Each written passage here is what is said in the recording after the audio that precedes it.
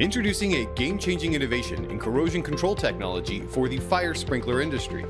Vapor Pipe Shield from General Air Products is a patented UL-listed vapor phase corrosion inhibitor delivery system that is fully mechanical and piped directly in line, making corrosion mitigation in any dry or pre-action fire sprinkler system efficient, easy to install and maintain, and highly cost-effective. General Air Products is proud to bring the most effective means of corrosion control worldwide to the fire sprinkler industry.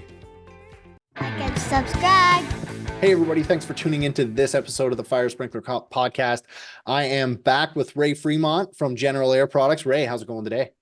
Going very well. How about yourself? Oh, so good. If I was any better, there'd be two of me. I'll borrow some of that energy. Yeah. Well, they're going to the real sting. No, let's just get into it.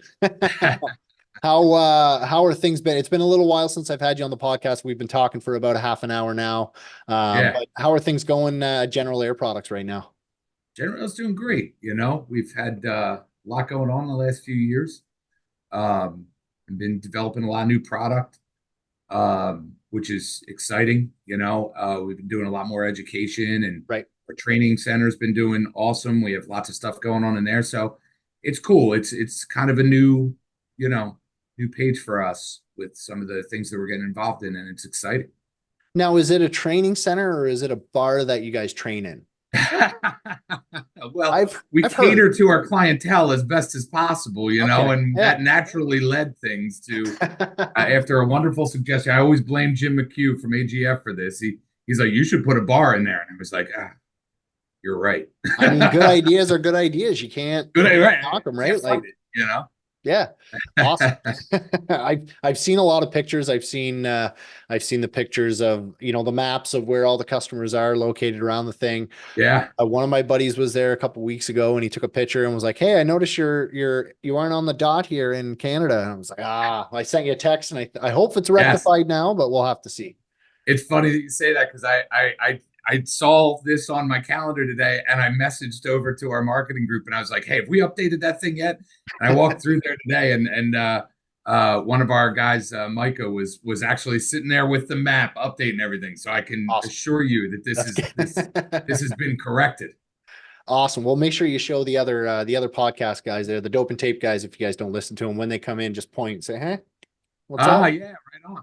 I'll do that. Yeah, it'll be in late next week. So that's awesome. Cool. Yeah. Awesome. So what we're going to talk about a little bit today is the new Vapor Shield that you guys have out. Yes. It's been out now for a couple of years. We've been kind of lining this up for a little while now. Just a year now. Just a year. Okay. Well, geez, that's not bad. I'm not too behind the ball on things now. Not at all. That's why I wanted to make sure you knew, it's not, you're on top of things. So as far as the usage goes, how are sales going? How is it being accepted as a new technology in the industry?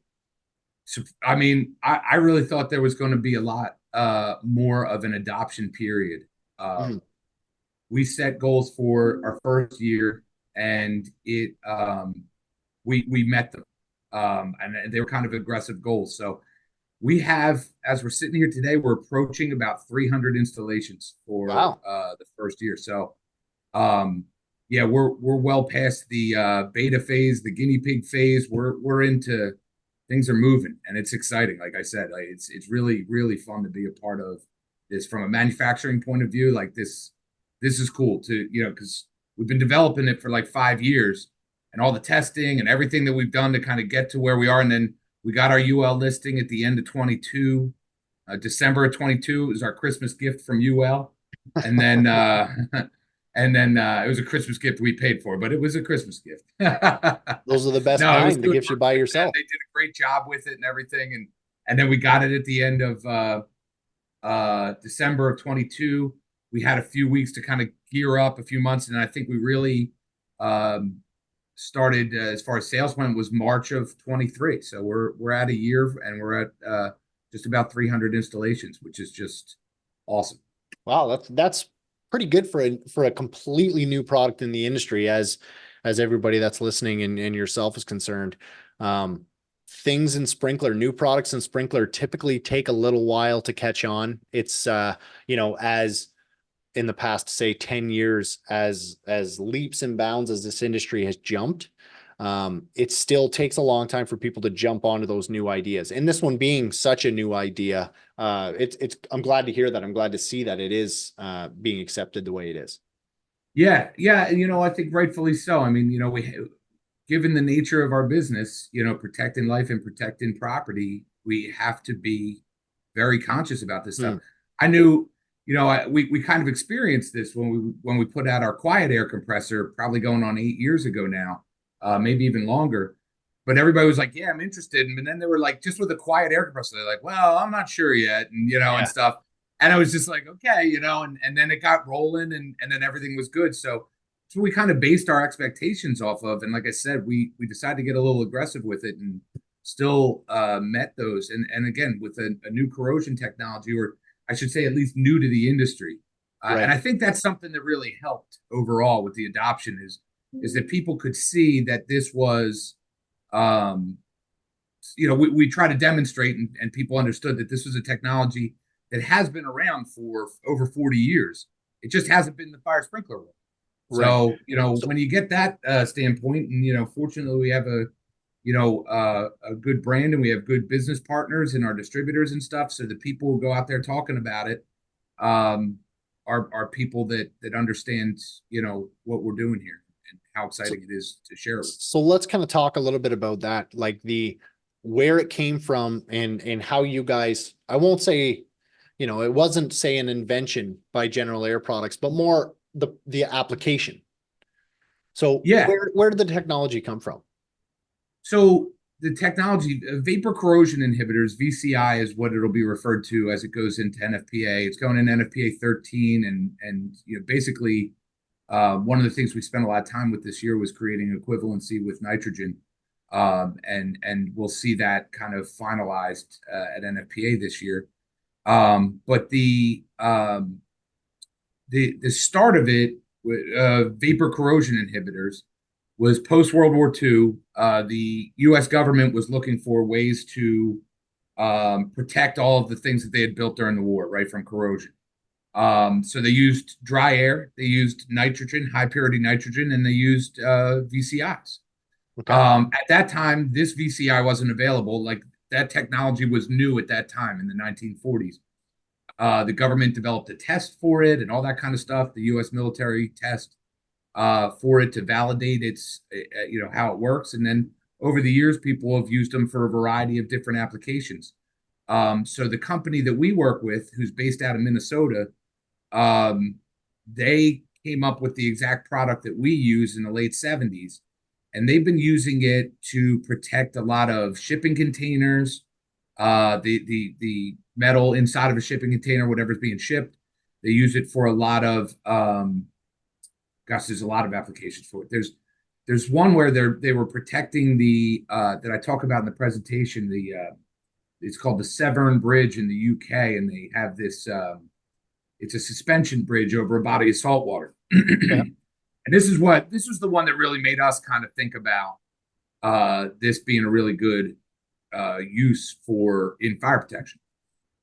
You have the cables over saltwater, so obviously a bridge is going to be corroding and stuff. So one of the ways they combat that is painting it all the time, right? And they say, okay, well, we're painting this seemingly a lot. We want to try to find a better way to do it. So they encase the cables in pipe, right? And then they started piping in the VPCI through, I believe, a blower system at that point to kind of keep it coated with the VPCI. And now, granted, it was the pipe was open at both ends, so it wasn't exactly the same, but it was still getting the coverage and the constant piping of the VPCI going into the product. And again, we call it VPCI. VCI, VPCI, they mean the same thing. VCI is kind of like a broader term. VPCI is more close to what we use. But anyhow, they have this piped in, and we're like, okay, they're piping this into a pipe, and then it's protecting the corrosion in that, even in an open-ish environment.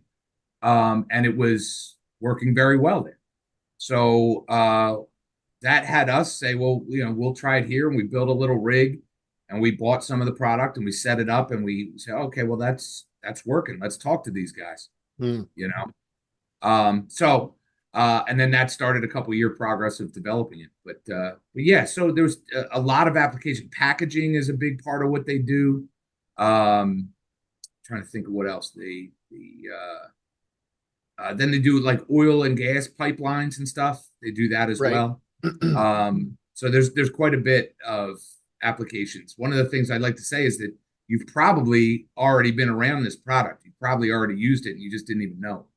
So how does the technology actually work to prevent corrosion in sprinkler systems? In our application, which is sprinkler, how does it actually work to, can you use it in an existing system that's prone to corrosion? Will it stop it? Or is it it's not a Band-Aid, but is it like a stop future corrosion? Or is it like a new installation type of application? No, new or existing is fine. Okay. Yeah, absolutely. I always try to answer this question probably a little more in depth than people want, but with an existing system, an existing system is such a broad term to use, right? Like existing can be, the day after it's a year old. You know what I mean? It's a year and a day old. It could be the day after the AHJ, signs off on it. When it becomes a 25 system, right? An NFP 25 system. Now it's existing. And it can be 5, 10, 15, 20 years after that, right? And the amount of corrosion you see in that amount of time has a big difference as far as, how effective any corrosion solution is going to be, right? Right. If you, I try to say, like, if you, I think it's just important for everybody to understand none of these things are miracle cures. Right. Yeah. For really corroded pipe. If you have a piping system that's mushy when you touch it because it's got so much corrosion in it, I don't care how much nitrogen, VPCI, dry air, whatever you put in there, you're still going to have problems. That's right. And I hate setting the expectation because I saw it so much when we were working with our nitrogen stuff, and we still are. But when we're working with that, people just kind of imagine you plug in this fancy blue box and all their dry system problems go away. And that's just not how it's going to go, right? And we should all know that, but not everybody kind of does. They hear what they want to hear. So when it comes to existing systems, certainly there's a threshold for effectiveness for any products, right? With that understood, this product will work as well or better than any existing solution on an existing system or a new system. Absolutely. Okay. So walk me through the whys. Why do I take this system and apply it to a new system that I'm installing? I'm installing a new system into a freezer. What does it do to stop the corrosion from beginning at the beginning of the installation? Well, right there, I would tell you, with a freezer system, I really wouldn't put a corrosion solution. I don't think you're going to really need a corrosion solution in a freezer system. Yep. And that's one of the, I appreciate you asking because it's one of the things where at General Air, like, we're not experts in everything about sprinkler systems, right? There's a lot of guys who know a lot about, yourself in one of them, right? You know a lot about fire sprinkler systems. We know about everything that comes before the dry pipe valve. You know what I mean? Like that's what our focus is on, right? Yep. And then we learn a little bit enough to be dangerous after that. And one of those things is that, in a freezer room system, you don't really see a lot of corrosion because again, it's already frozen. Right? Yeah. So so there shouldn't be much liquid water and stuff. So in there, we would prescribe a dry air pack, which we've been using for 25, 35 years now, somewhere around there. Okay. And maybe the freezer application was a bad example. Let's say a parking garage. Parking garage. Perfect. Yeah. That's a real good one, right? Yeah. So in a parking garage, if I got a new parking garage going in, you have a system that's exposed to the elements. You have a system that's not going to be, depending on the parking lot. We've seen parking garages, that are attached to hospitals and airports and things like that are very well attended from a service standpoint. Yep. And then you have other ones that are just kind of standalone and oftentimes they're very neglected. So you see a lot of different things there. But so that means that the amount of corrosion taking place in there can be substantial. Another thing that is that because they're all made out of concrete, it's tough to pitch things properly in there in a realistic way. You know what I mean? If we're just being real about, I'm sure when people are designing them, you can put the appropriate slope and everything. But then, a guy gets into the thing and that's not going to work, and all of a sudden they're working around and you're getting these low points that are catching water, right? And trapping water in there that is causing a significant amount of corrosion. So that's so by putting a corrosion mitigation solution, and I would highly recommend Vapor Pipe Shield for it, you're going to create an environment in there where the vapor, these molecules that are the VCI molecules, what they do is they're going to attach to the inside wall of the pipe. Okay. On a molecular level, right? You're talking about something you're never going to see. These things are, I was actually just going over it today. They can be measured in nanometers. Okay. Which a nanometer is a billionth of a meter. Oh. So they're, right, so they can be measured in that, like it's like 400 nanometers or something like that. Right. It's ridiculous. Primarily American audience. I understand the meters, but 3 feet. Did you see how I adjusted on the fly? Thank you. Yeah, I do use feet and inches, but a yard. Perfect. There you go. Yeah, there you 1 go. billionth of a yard. Yeah, I don't know if it's a billionth of a yard. It's probably right about there, though. Yeah. But yeah. but yeah. So we what's it called? They'll every time the air compressor runs, it's installed in line after the air compressor. So every time the air compressor runs, we're putting VPCI molecules into the system. Okay. Those molecules then attach to pipe. They're electromagnetically attracted to metal. So they'll attach to the inside of the pipe in a single layer. They don't bunch up because they repel other VPCI molecules and they repel water and anything that's kind of in there, in the piping already. So whether there's rust or whatever, it's going to find the part of the pipe. Because again, it's not looking at the pipe like we do. It's looking at the pipe on a molecular level. That's why I speak to how small these things are, these molecules that are in there, because you need very little of it to actually work. Mm-hmm. And it, like I said, it'll attach. Even if there's rust and sludge and stuff, the sludge, it might take a little bit longer to get through, but it's still going to get there in a very reasonable amount of time. And then for the rest of the pipe, like a new system, I mean, we've tracked this getting through new systems in 10 days with a purge valve on it and 20 days with no purge valve. And that's another cool thing about this product is you don't need a purge valve. Right. And I'm a big fan of not using purge valves. Less holes in dry systems is a good thing as far as I'm concerned. So, right. Yeah. So it creates a barrier between the water, the moisture in the system and the metal itself. Yeah.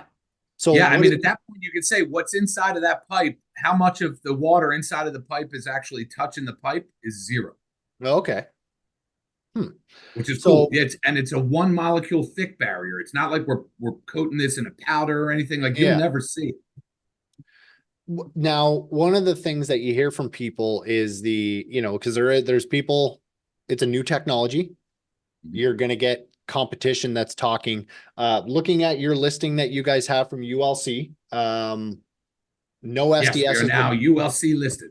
Yes, ULC, yes. ULC listed. Looking at all this paperwork, no SDS sheet is required. So it's not a carcinogen. It's not hazardous, anything like that. Why are people saying that an RPZ is going to be required on a system with this? Is it just a matter of trying to talk negative about a new product? No, I don't think it is. So there's a line in the IPC that says that any additive to a system will require the use of an RPZ. And that's kind of all it reads, right? Okay. So, we looked into that. Again, we get a lot of, let's call it feedback from some competitors. And we try to recycle that into something positive, right? So it's like, okay, let's look at what needs to be addressed there, right?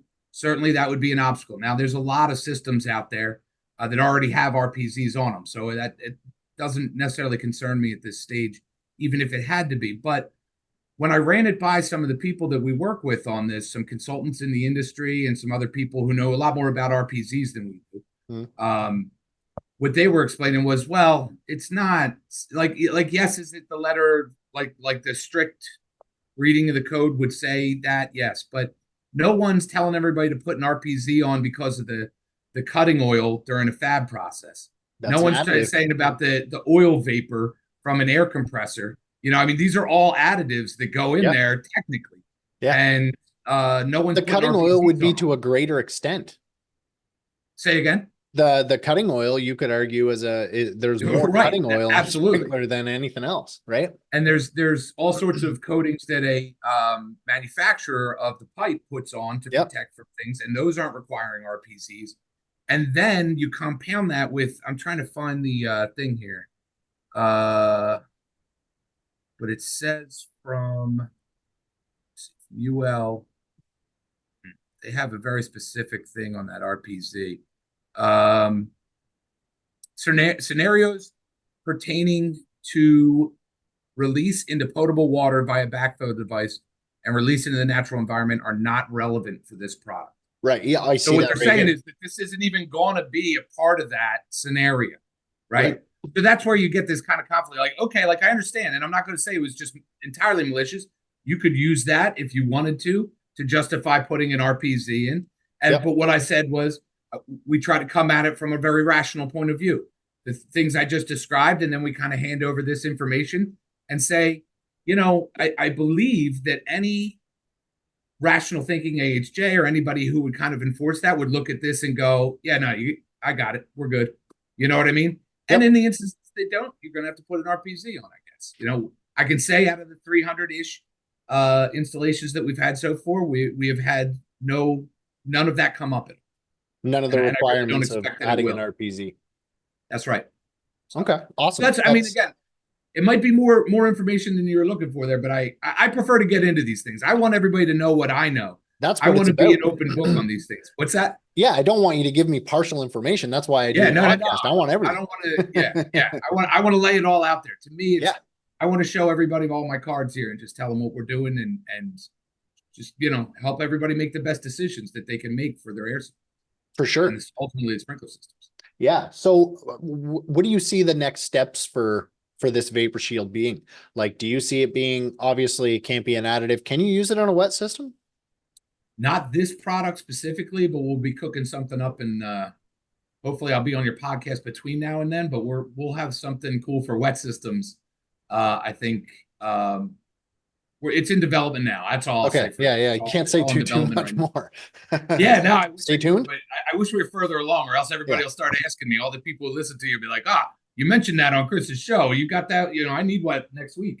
Yeah, well, I'm not going to say people aren't going to ask anyways now.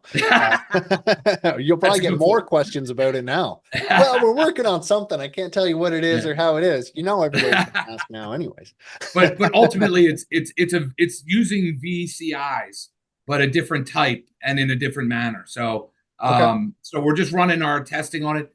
Actually, it's a great product, and it's something that's been used in a ton of even more similar applications to fire sprinklers. So I expect that's going to go really well. And then on top of it, there's already a UL standard for that. Okay. For wet systems. So it won't, that time won't take long. So I really am looking forward to having that out soon too. That'll be a really interesting, another fun product for us to have. For sure. Yeah. You guys seem like you're coming up with new stuff, kind of pushing the boundaries for what you guys want to come up with as far as corrosion resistant air supplies and the residential storage tank and pump, which is kind of been the fan favorite, right? Yeah. I mean, I would say, everything comes back to the air compressors. That's our core thing. Yep. And then we've had an industrial side of so General Air is my family's company. Going back, me and my brothers are running it now, and we're the fourth generation. So going back to the early 1930s, when my great grandfather started it and everything, and he started with designing like boiler systems and all sorts of things like that. And eventually we got into a lot of industrial equipment that involved both air compressors and fluid pumps. So when the 13D stuff started coming up, 20 some years ago now, we were just like, well, we already got the pump sitting around, like we could do something with that, Yep. So Yeah. So what came first in fire protection from General Air? Was it the air compressors that came first for fire protection and then you moved into the pumps, or was it kind of like a mutual? It was the air compressors. Actually, it was kind of cool. They were doing these designs. My grandfather was a engineer, like, and he would do mechanical system designs, right? So boiler systems, blower systems, some sort of HVAC. I mean, all sorts of stuff. I actually just went through. Next time you got to come by our place. But I just found a bunch of old, like, hand done drawings from him from the 1940s and 50s. I'm gonna get them all framed and everything because I just think they're so cool. But they were for these systems that he designed, and we found one, the earliest one we could find, that references a fire protection air compressor that he designed. Oh, cool. I think it's just talking about like the belt guard that he designed for it. Okay. But it's like from the early 1960s and stuff. So we know that they were doing their own. But what happened was he was doing these system designs for buildings, and all of a sudden he started seeing that there was requirements for mechanical equipment for this dry sprinkler system, whatever that is, right? So he's like, oh, I'll offer an air compressor, whatever. And then he started to learn more about what they were. And it's like, well, if we tweak this air compressor a little bit, we can make it work better in this application. And that's kind of what kicked it off in the late 50s and early 60s. So those patents, I got room for a General Air compressor's first air Oh, right on. on my arm somewhere. I can fit that on there. Good stuff. I got some real estate left. I can fill it in. Awesome. Yeah. Where are we going to see you the next conferences for this year? Where are we going to see you this year? Well, like I said, I decided to make the trek to Hawaii because my business calls on me to do the hard work sometimes, and sometimes you got to sacrifice. That's right. You got to make sacrifices. It's rough, man. I'm going to go to Hawaii and present at the NFSA conference out there. I'm excited for that. We're doing a lot of like road shows and stuff. I like going in front of an audience and talking and getting feedback from people. That's really why I like it. I hate standing in front of people talking, but overall I like to hear from people like, hey, this is what we saw and there's no better way to do that. So we're doing, like, we got Atlanta at the end of this month. We're doing DC. Not long after that, our training room website has a lot of listings. But the other cool thing we're doing is at the NFPA show, Jeff from UL, Jeff Heavenstraight, who we worked with for our listing for VPCI. And like I said, it was great working with him, and the people at UL are really great. And he had said, we want to talk about these new UL listings, the 2109, I think it is. Let's see. Sure. Well, the 2901 A and B. So A is for wet systems, B is for dry systems. Okay. For corrosion inhibitors. And he's gonna talk a little bit about 2901 overall, and then he's got a gentleman from Huguenot who's going to talk about 2901B or A, and then I'm going to talk a little bit about 2901B. Awesome. So that's another cool thing. That's going to be a little different, and I'm excited for that too. So, yeah. Yep. That'll be a good one. I'll be at those ones. I'll be at NFSA. Awesome. Unfortunately, I'll be at NFSA. Shoot. The CFSA in Vaughan, Canada. That's another one. That's right. We're going to be at that as well. I won't be there, but I think my brother's going. So yeah. Oh, okay. Yeah. Perfect. I'm looking forward to that too. Yep. Yeah, that'll be a good show. NFPA, and then AFSA in Denver. Denver? Yes, it is in Denver this year. Yep. I'm doing a presentation at that. Okay. And I'm also doing one. We're going to do one of our road shows in Toronto this year. Oh, so we're gonna, we're doing something with National Fire there. I think the day before they're doing something cool. Out there, inviting some customers in. I think to the Blue Jays Stadium. So that's kind of cool. And then the day after, we're going to do our roadshow thing. So we're going to do a live thing there in Toronto. Cool. So again, if you go to our training room website, we'll have all of these dates listed out and everything. People can register. It'd be great to see everybody there. Yeah, absolutely. I'll list the website here and I'll put it in the notes at the bottom. If anybody wants to go, they can click directly on that link and get going to it. Well, let me know when that show is at National Fire there. I'll reach out to Sean, and are you dealing with Sean about that? Yep, absolutely. So I'll reach out to him and see what's going on. Maybe I can scam my way into the stadium. The Sky Dome is what it used to be called. It's different now. Rogers, I think, but the Sky Dome when they opened it is what it was called. I got mixed feelings when Joe Carter hit that home run in the '90s. That was the end of my childhood. That was my 93. favorite Phillies I team. think it was 93 was the last time. Yeah, it was Blue Jays. 93. Yeah. Sorry. Heard Steven Not talk sorry. about now. Yeah. Awesome. Ray, always a pleasure talking to you. Sorry the back Blue at you, Jays man. dusted you guys. We'll be seeing you. We'll be seeing you. We'll be seeing you a lot this year. Thanks for coming on. Awesome. My pleasure. Thanks for having me. Yeah.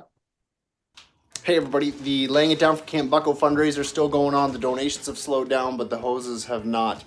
This sea can is starting to get filled up.